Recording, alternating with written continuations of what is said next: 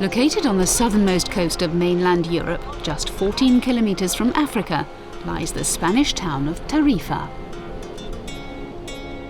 Due to the strong winds that come through the Straits of Gibraltar, Tarifa has established itself in recent years as one of the best places in the world for kitesurfing. Transworld Sport headed to Tarifa to catch up with the queen of the scene, 18-year-old Spanish rider Gisela Pulido. I'm totally addicted to adrenaline. It's my favourite thing. When I get up in the morning, the only thing I'm thinking about is if there's wind and if I can train. Training is how I get my daily dose of adrenaline. I'm an adrenaline junkie. Gisela rode a bike when she was 3, started skateboarding at 5, and took up kitesurfing at 7.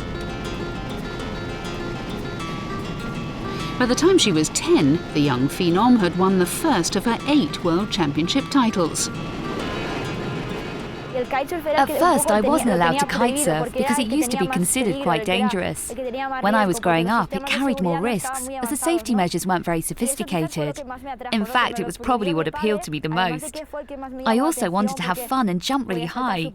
My dad was initially reluctant to let me kitesurf, but that only made me more determined to take up this sport and not another one. A relatively new sport which emerged in the mid-1990s, kitesurfing or kiteboarding is a combination of wakeboarding, windsurfing, paragliding and gymnastics. The leading professional riders can reach speeds of up to 80 kilometers per hour and heights of 12 meters. Despite his early reservations, Gisela's father let her enter a professional event when she was 9. They agreed that if she secured a podium finish, then she would be allowed to continue competing. If she didn't, then she'd have to wait until she was older to compete again. Gisela finished 3rd. When I was bringing Gisela up, kitesurfing didn't really exist, so it wasn't something that we'd planned to get her involved with.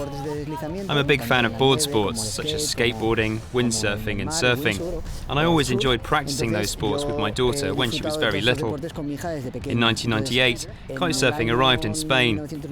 I became a fan of the sport, and she fell in love with it instantly. So it was all very natural. She wanted to do it, so she did it, and I supported her. The Pulidos are originally from Barcelona.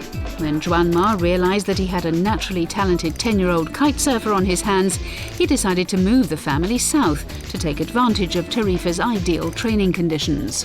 It was a really risky move. But the truth was that with the experience that I had in these kind of sports, and seeing Gisela's natural ability and great technique from a young age, I knew that she would be able to develop professionally if we moved. I knew perfectly well that we had to move to a place where it was windy every day. If we had stayed in Barcelona, then we would have lost that momentum, and she wouldn't have developed as well. Today, the father and daughter team run a busy kiteboarding school in Tarifa which bears Gisela's name.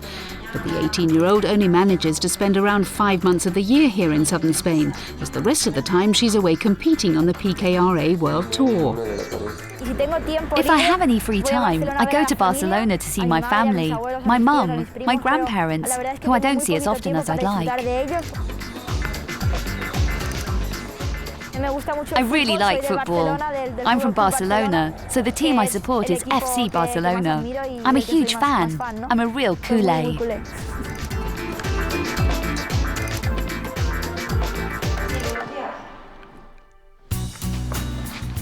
As a result of her astonishing success in the sport at such a young age, Gisela has seen her popularity rise in her homeland. The teenager, who has been voted one of the most influential women in Spain, has a whole host of endorsement deals and is in constant demand. On the day that we caught up with her, she was doing yet another photo shoot around Tarifa.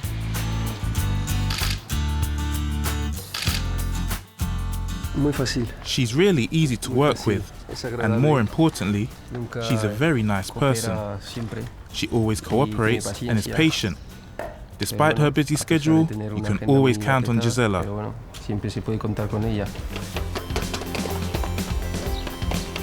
In order to stay at the top of her sport, Gisela has adopted an intense training regime both in and out of the water. For the past 4 years, she's been working with her own personal fitness trainer, Eduardo Romero. Over time, we've looked to vary the work that we do together. As you would with any top athlete, we've tailored the training to suit her own individual needs. We've had to make sure that it's specific to kitesurfing, and we've also had to take into account her age. In the first years of working together, we had to respect the fact that she was still growing. When she was younger, her muscles couldn't take too much strain, so we couldn't do a full training program. We also had to bear in mind that she hadn't done a great deal of physical training before, so we had to start slowly by building up her muscle strength.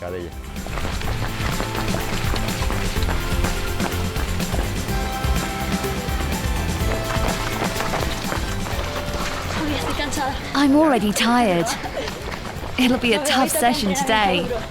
Let's see how it goes.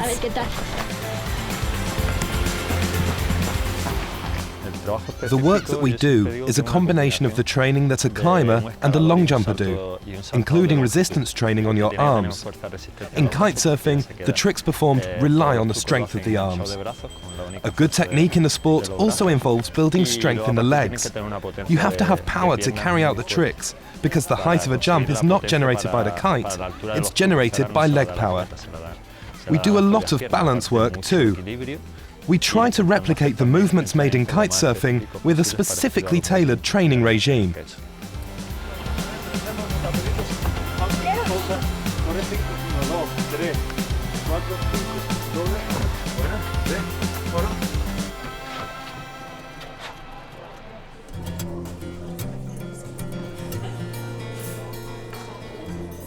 Along with the various commitments that come with being a leading professional athlete, Gisela also has to find time for her studies.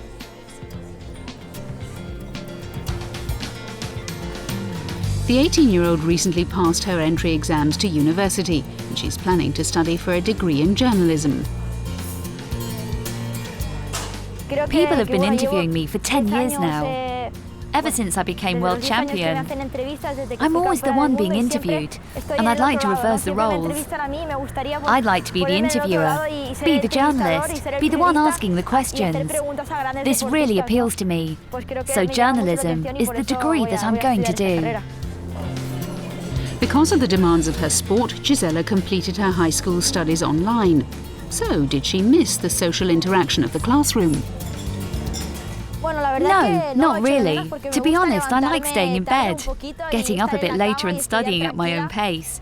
But perhaps I do miss hanging out with kids of my own age. But on the weekends, when I've got time off, I like going out, having fun, having dinner with friends, going out at night. They're all important parts of life.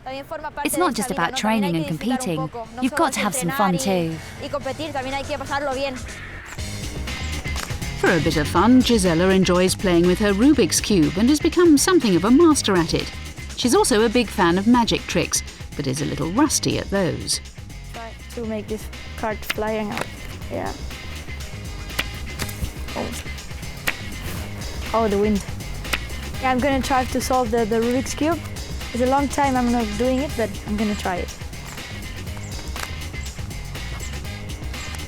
Normally I can do it in 1 minute and 15 seconds, but you really need to practice a lot and yeah, there you go. Practice a lot and doing a lot.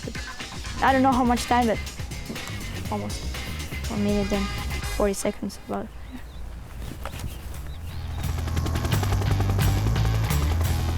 In 2010, Gisela performed one of her greatest ever tricks when she became the first person to kitesurf around the 12 Apostles, a collection of limestone stacks off the coast of the Australian state of Victoria.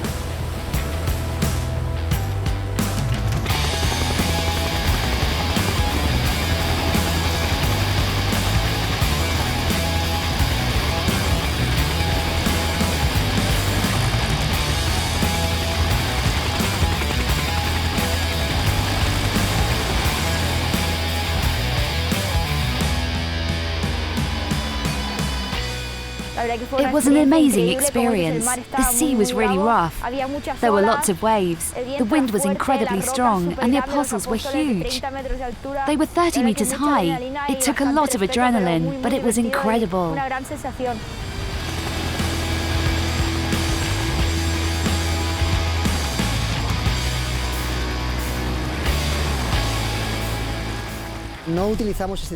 We don't really often do that sort of thing, but every once in a while we get offered these stunts that are high risk and we accept the challenge. Whenever we do a stunt like that, we do our best to minimize the risks.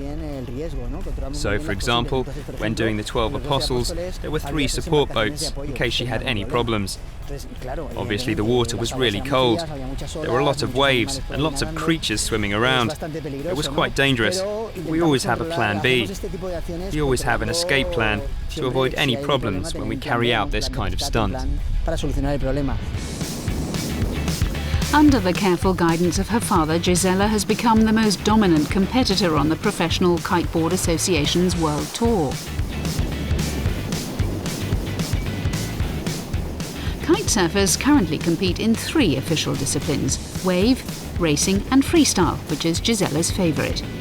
The sport will make its Olympic debut at the Rio Games in 2016, and if she continues her incredible progression, then you can expect Gisela Pulido to be the one to beat in Brazil.